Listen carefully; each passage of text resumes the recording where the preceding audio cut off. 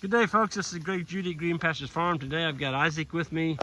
We came out here to move the cows this evening. This is the cow-calf mob, and Isaac, they're on some pretty tall stuff back there. Yeah, it's pretty tall, but it's not the best feed. This is stuff we've left. We haven't touched this since last fall, so it's grown up, it's mature. As you can see, all this cool season grasses have gone to seed head. This is an orchard grass plant. Yep. We got fescue in here that's gone to seed. And so we've missed the original cycle of when we should have grazed it, but that's okay because now that we've come back in July, we've got some green undergrowth coming up beneath it that they're able to graze. So we've got some orchard grass in here, and then the stick tight, which is a warm season, it's a legume. Yep. It's coming up. So most of their diet right now on this feed is it's gonna comprise of stick tight, any warm seasons they find, some common ragweed we saw them eating earlier, and some of the cool seasons, but really more of the, they haven't been touching the cool seasons as much, it seems like, because of Korean Lespedeza. Now this is too thick for the, well, there's some here. But think about there's the Korean. Yeah. Think about the diversity they're getting in their diet, you know. Well, I guess she's got some fescue in her mouth, some grass. Yep. So they're going after it. Well, I tell you what, Isaac, these cows are fat. Yeah, well, and that's the benefit of we skipped this farm and we were able to keep these cows on the highest energy grass. Right. Make 3 rotations around the rest of the farm and then now this is our first pass on this farm. So even though it's not as good feed, we're coming through and letting them select the energy. We're not forcing them to eat straw. We're giving them the option, to self-select for performance. And as you can see, they're performing. They're performing. And now we are following up behind this rotation with the brush hog just to knock this all down. Yep. Restart the competition and the vegetation so that this fall we can grow more stockpile. Right. So it's been going pretty good. I mean, look at this cow. Of course, I think she's one that is going to be calving in the fall, so she's not had to have a calf this spring. That's why she looks so good. Same way with this one. Yeah. So she would have been a fall calf last year, or a late cow. She calved late last year, and then this year she's bred to fall. So, yeah. Yeah. But they're looking good. Even the ones that are in the spring, especially the older cows, they're really packing on the pounds and doing good on it. So we're pleased with their performance. I tell you what, I'm just blown away with how much forage is out here. I mean, these are mature cows, and some of them you can't even see them in there hardly. Yep. So there's 3 to 4 foot of forage out there. So we got a ton of just quantity, and like you said earlier, the quality's not as good. Yeah. But making up for it with selectivity, they can select a pretty good diet in here. And what are they doing? If you look, right, every spot they step, because it's so mature, it's getting laid over. And so even though they're not eating it, there's a critter down below that's gonna eat it. So what was we're this? Not wasting it. We're not. You think it's waste if they trample it? No way. not at all. But yeah, just think about the diversity though that we got in here. Fescue, Korean Lespedeza, common ragweed. You got orchard grass. We saw some. Here's some. Yep. Orchard grass. Of course, your infamous buckbrush. Yep. Stick tight or beggar's lice. There's also, it's called there's a term for it. It's tick. It's not tick foil. Yeah, tick foil. Trefoil or something like that. Yeah. And of course, you got red clover right here. Red clover. Yep. Bluegrass. Yeah. You got some bluegrass in there. It's already dormant, but there's some in there. Yep. What else? What is this flower? I'm not sure what that one is. Some other species. This is probably good for the pollinators. It probably had a good flower on it. Yep. At one point. Of course, ironweed. Yep. For the pollinators. Queen Anne's lace. Yep. Timothy. Oh, here's some grease grass or red top. Yep. That's a warm season. Yep. So they're getting a vast array of their diet. And you see the Timothy that came up here, and of course it all got a chance to put on seed heads. Yep. So we're gonna have all that Timothy going to seed. There's a lot of seed going to be dropped on this paddock this year because of letting it grow up, and so there's millions of seed in the seed bank already, but it can't hurt to throw that much more on. Right. So it's exciting to see. Of course, some what is this, bull nettle or whatever it is. Yeah, bull nettle. But that's pretty puny looking, and it's probably gonna get trampled. So Yeah, it doesn't- this is one of the plants, folks, that I get emails about. People say it's taking over their pasture. Well, bull nettle, if you have a ton of bull nettle on your pasture, it's because sometime in the past that pasture has been overgrazed. And if you take your plants down real short and don't give any competition, that thing will thrive, and you're going to have thousands of them, and you're not going to have any forage. But it's like you said, they can't compete with some of this other yeah, stuff. it can't compete with this. So Yeah. we don't get too excited about a little bit of bull nettle. It's doing something, so Yeah. it's okay to be there as long as it's not taking over, like you said. Of course, there's the infamous Sericea lespedeza coming in. We got a little bit of that. We'll get that brush hogged and Yeah, hopefully knock it back. knock it back. It comes back vegetative, and then it's a lot more palatable. Yeah. Got a little Walnut. walnut tree here, coming off the big mama tree there. Yeah. Well, then you look at the silvopasture we got going on too. So we got the shade Yeah, in amongst the cows, even though it's not too sunny right now. Good paddock for them, and they're doing good on it. You know, They are. full, they're eating. Everything's. They're not complaining. They're out there making a living on it. So. well, look how many cows are grazing with their head in the air. They don't even have to put their head down. Right.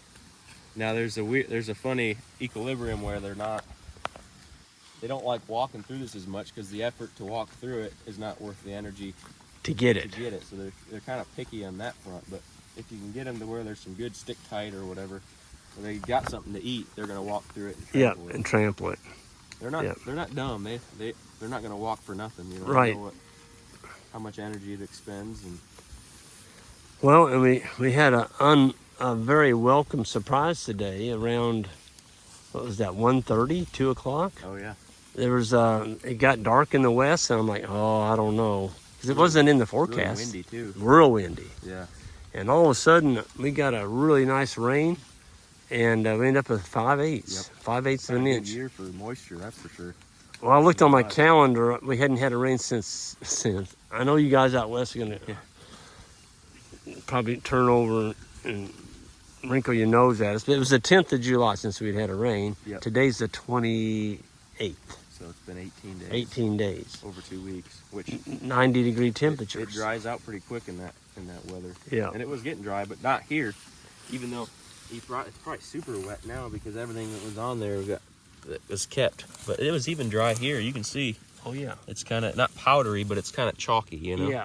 It's not wet, even Yeah. though we got over half an inch Yeah. of rain. But it feels damp to the touch still. Well, everything seems rehydrated. Yeah. You know, the plants themselves, it's definitely cooled things off.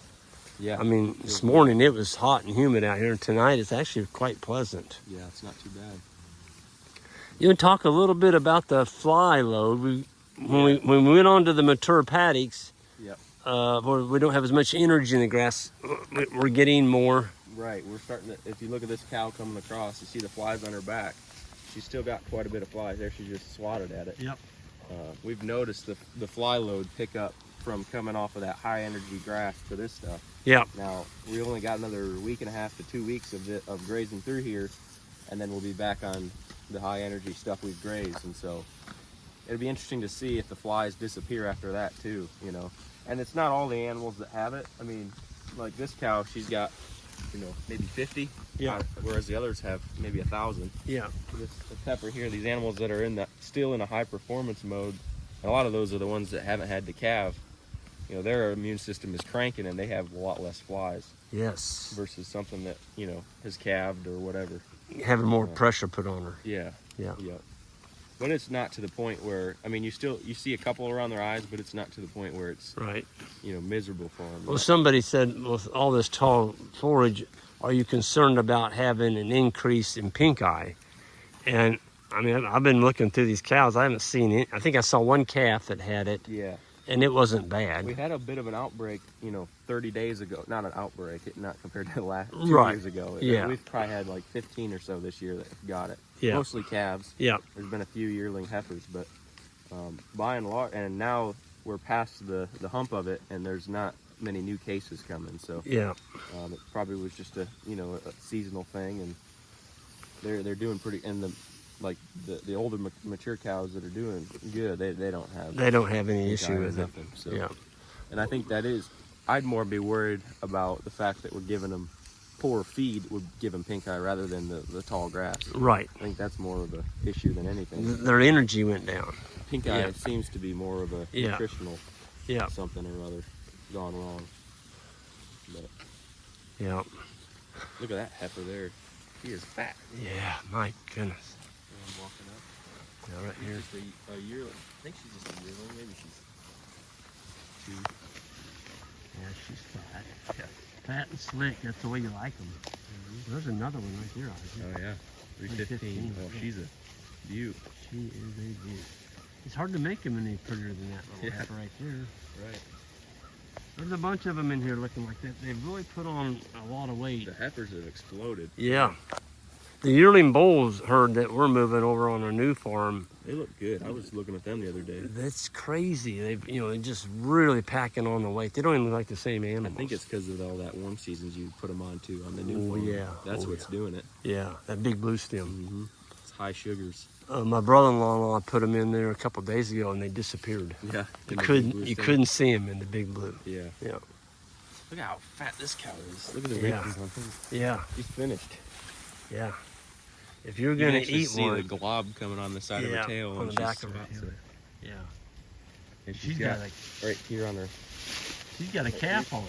No, she's one that. Well, that's what's going to be calving in the fall. That's why she's so fat. Man, she is fat. I had to work this thing.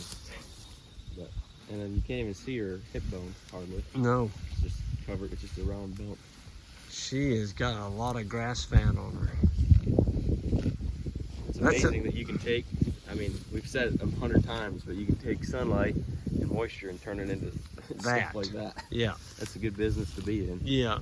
You don't have to go buy a $500,000 tractor or combine. Don't have to implant or don't have to build all these stupid solar panels going up everywhere. Yeah.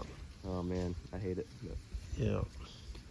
When you can grow God's solar panel right here and harvest it right here. It's the most efficient solar panel there is. And it what's the word? It reproduces or it's regenerative. Regenerative or it's not a diminishing resource or whatever. Yeah. Replenishes itself. Yep. The seed and the hoof and everything. Yep. Well, I want to thank you, Isaac, for taking time to share what you're doing here. Yeah. I just want to say you guys are doing a fantastic job with this cow mob, and I've been kind of doing the bull thing all summer, but you all are doing a fantastic job. They look great. They're fat. Yeah, thank you, Greg. The calves look phenomenal. It's nice doing that shorter calving window. I think that's helped a lot with uniformity. And I don't think we ever want to go back and do anything else but. Yeah, right. Yeah, because when you all got them all calved out, moving them down the roads. Yeah, we've had an easy summer for calving. We don't have to look for baby calves. We're not having to fight flies on baby calves. Can you imagine calving in this stuff? I know. That's the thing is we were done before grass ever got this tall. Yeah. So looking for calves and everything else was way easier. Well, the fall calvers that we have in here, now that we're going forward, we're going to be hitting those pastures that have the new regrowth. Yep, it's going to be way more open. A lot easier to find them. Yep. Wherever we didn't. And the graze, you brush hogged it. And our fall calving is going to be tight. And it's only 60 head or whatever it is. Whatever it ends up being. So, yeah. It's a win-win.